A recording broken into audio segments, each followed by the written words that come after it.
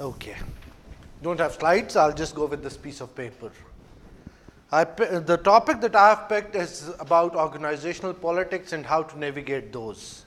How many of you think politics is bad?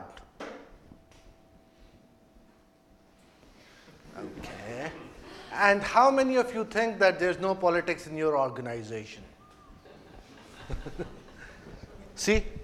Now, the reason new leaders, they need to be aware of organizational politics is that once you move from being an individual contributor to a team leader, that's where you're not just managing your own interests. You have people who are reporting to you who count on you. So you're actually guarding their interests as well. When you're working in an organization, there can be two types of politics. One is a positive politics where people, they're actually sharing a vision, there is healthy competition, everybody is working towards achieving a goal and demonstrating how he's contributing to that goal. Or there is negative politics where people, they're actually backstabbing them. Farley, he was mentioning about how Zero has changed so many things and the analysis they've done. Now, it could help if people, they're making decisions based on data. It's not. Eventually, the decision makers, they're people. And when anything is about people, there is clash of opinions, there is clash of ambition, difference of opinion. Anything that two people are working on, there's never 100% agreement in. So that causes organizational politics. And to be an effective leader, you need to manage those. Now, what differentiates between positive and negative politics? Basically, in every organization, there are two forces. First force is the force of ethics. Ethics is about how people deal with each other, their integrity, their relationships, their honors. And politics is about getting things done. Like, if you have a task to finish and you need support from another team, how willing is that person to support you? It depends on your relationship with them. If you're on a good term, he'll be able to support you. And if you're not, you might not get the required support. So if the politics and ethics, they're supporting each other, you have something that returns which turns into healthy politics. But if politics are not ethical, then you have an issue, because then people, they turn to backstabbing. It turns to a point where people, they lose the focus and they're actually more interested in winning at the politics. How many of you have faced this situation? Almost all of us have been in a situation, because, see, ethics is defined at an organizational level, but eventually it boils down to a personal level. Everybody, how he behaves in a certain situation. Organizations, they have very good rules, they have very good vision, very good principles, but some people, they like to play with rules, some they bend it a bit, and some they actually break the wall and just, for them what's important is winning and their personal goals. Now, if you look at it in any organization, you'll see a lot of people there. Generally, like, knowing people is the key thing of how you're going to handle your politics. There are people who are very good at getting things done, who know how things work, they have the right connections, they know who to approach to get certain things done, and they actually deliver value. These people, they are the ones who move up really fast. But then, these people, sometimes they have certain limitations. Like, some people, they are movers at a certain level, they can get small things done. Some people, they can actually have some changes made at the top. So when you're identifying movers and shakers, you have to actually identify your ambition, and you need to identify the right mover and shaker and use him as your mentor, because he can actually guide you to reach that certain level. Second people are people who've been in the organization for a long time. They have survived multiple management shakeups. They know how to survive. For them, they don't have very huge ambitions. They just want to come to work in the morning, put their head down, do their task, and go back home in the evening without stress. Third type of people, like these are the kind of people I am most shocked with. These are the people who do gossip. Like, I really don't understand people who are gossiping without any goal. Like, if I have a goal, I want to achieve something, and I'm using politics, fine, I'm doing negative politics and I'm doing gossiping. But some people, they just do gossip for no reason. I don't know why. But these people, you have to be very careful when you're dealing with them, because for them, gossip is a way of staying in the limelight. They like it. Everybody asks them, okay, what's happening? Who's getting the next raise? Who's getting promotion? So you need to have good relationship with them, but you need to avoid opening up to them, because anything that you say or do with them, that will be used against you. Because eventually somebody will use them, because if they were smart enough, they wouldn't be gossiping in the first place. So they are the tools that are used for negative politics. Then there are people who are heroes. They save the day every time. Anytime your office is struggling, you have a release problem, anything, they'll come, save the day, get things done somehow. Clean or dirty, doesn't matter, they'll just push the things through. These are the people who are looking out for fire that they put out. You need to be careful around them as well. Because if you're not, you might be the next fire they put out. You will be the next fire. And then there are vetoers. How many of you have faced vetoers? It's like there are people in your organization, any idea you pitch to them, any new proposal you take to them, they'll say, we've tried that, doesn't work. Don't waste your time on it. These are the people that you definitely need to avoid, because eventually when you're... See, one thing I missed, the fundamental thing that you need to know about politics is, if you want to ace office politics, you just need to learn one skill. Saying the right thing right, to the right forum at the right time. So you have to be right. That's being politically correct. You need to know what is the right thing, who are your audience, and when is the right time to say it. And then you have to say it in a way that your audience can understand, because a lot is lost in translation. So you don't have to leave room for interpretation.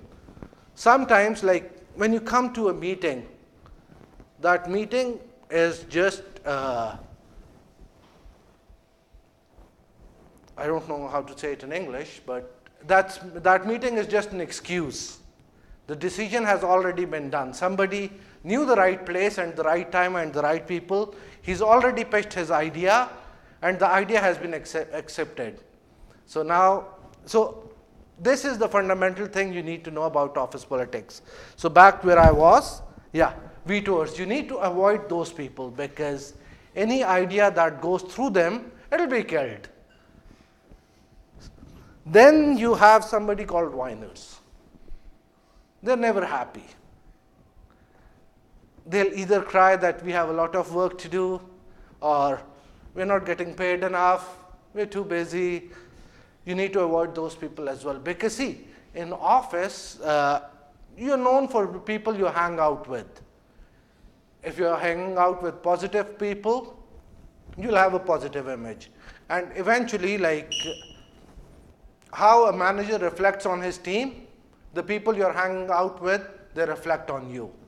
So sooner or later, if you're hanging out with certain type of people, you'll pick some of their traits and you'll learn from them. So it's better to find a positive network and hang out with them. Now, how to deal with office politics? It's a complicated process, because see, office politics, eventually it all boils down to your relationships, boils down to your network. And it's very dynamic. There are so many shakeups in the management. One day you're close to one manager, and next day you come and he's not there anymore. All your effort has been lost. So in an office, once you step in, you need to know what are the networks. There is an organizational chart, but not all decisions are made according to the organizational chart. Like in one of my roles, my manager was not making a single decision. One of my colleagues was.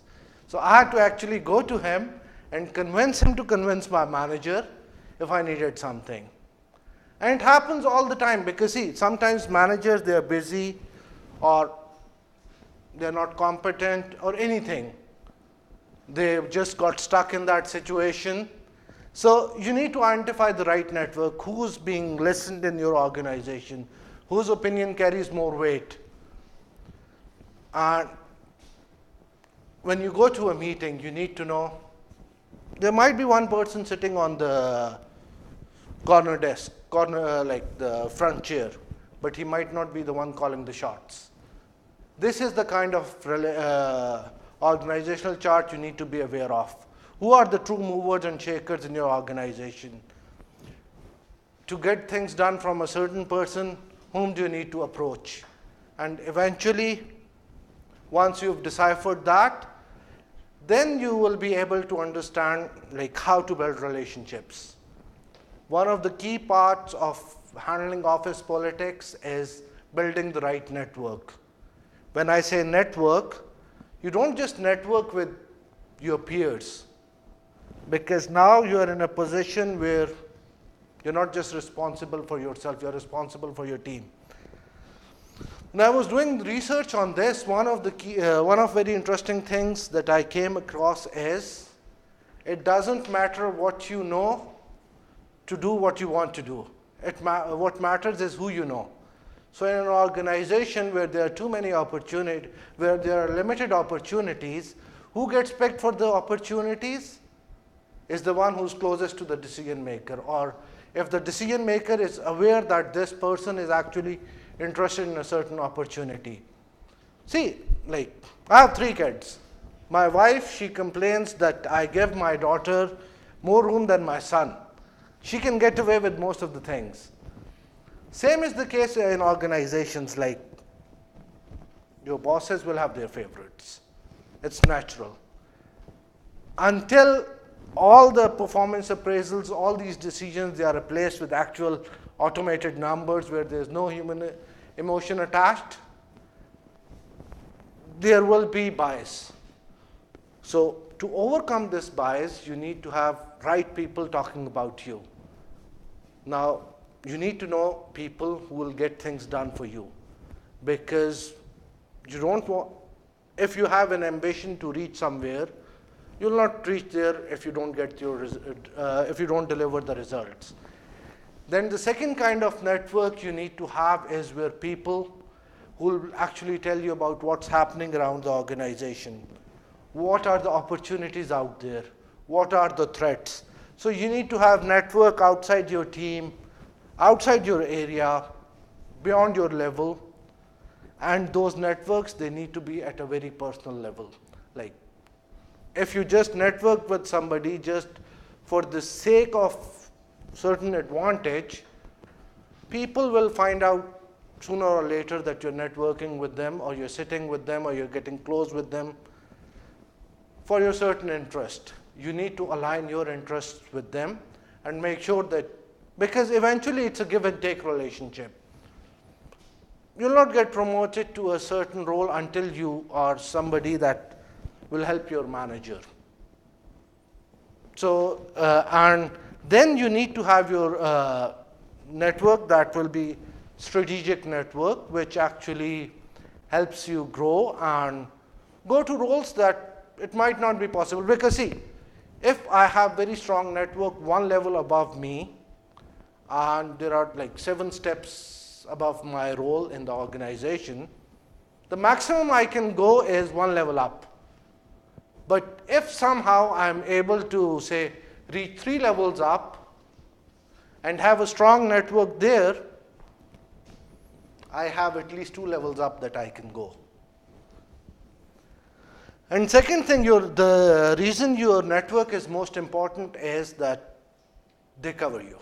Like, how many of you play massive multiplayer online shooting games?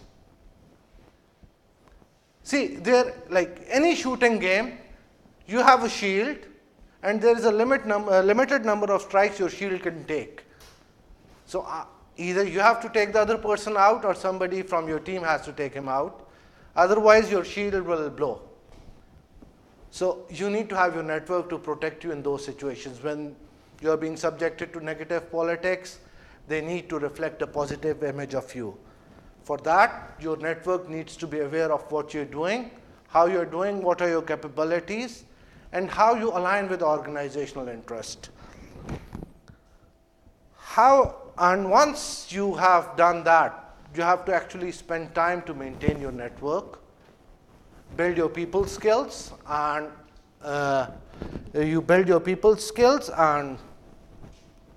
continue developing your network. Like, you have to keep them very close to you. And if you run into a situation where you face that there is negative politics against you, you don't have to be scared about it. You have to actually confront it. Because the more you back away from it, the more it will damage you. Because you're not actually standing up for yourself. And the last part, sometimes, like, if you're not actively part of those politics and it's getting too negative, sometimes it's better to just shove your head down and relax for a while until things calm down. Because usually when the politics, they get too negative, it takes a few people with them. Thank you.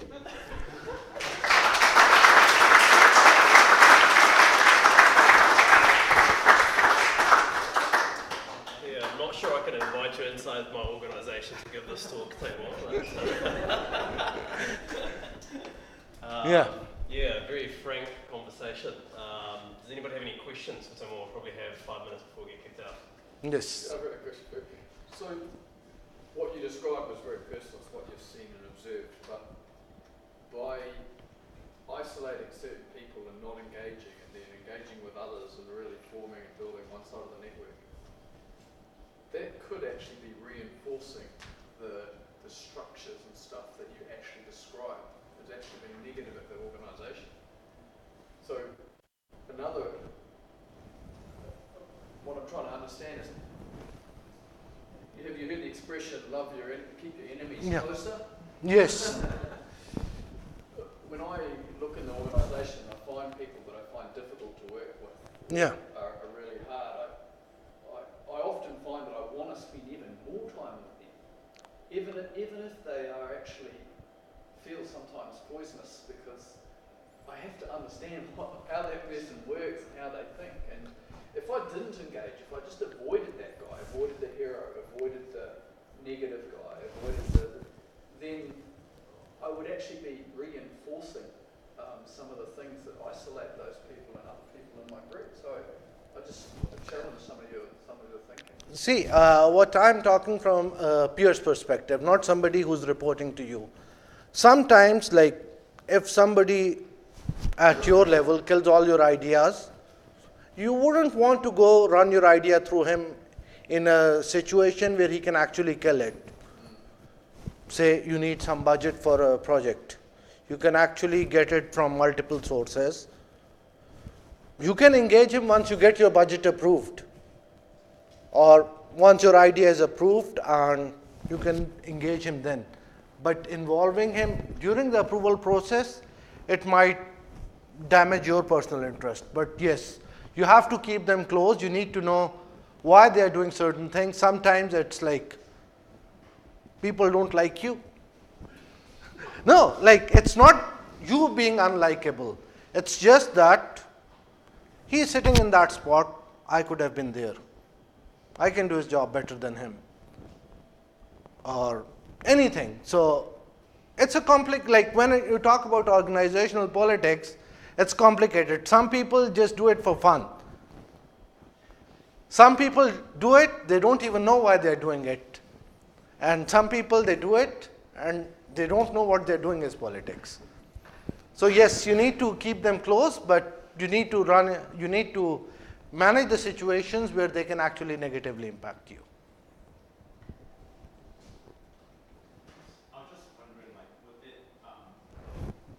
if we look at this from a different lens, instead of always politics, but more influence marketing, because when you look at decision makers, we have your decision makers and we have their influences, and sometimes actually add a lot of value to influence their influences.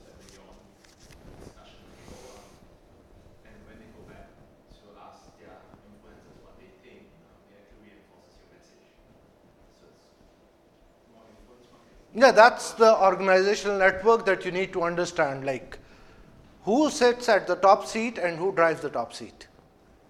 Like maybe your manager is not the one making your decisions, so you need to identify who is actually influencing his decisions.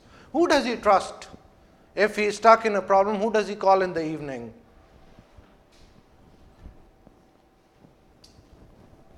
Probably have time for one last question.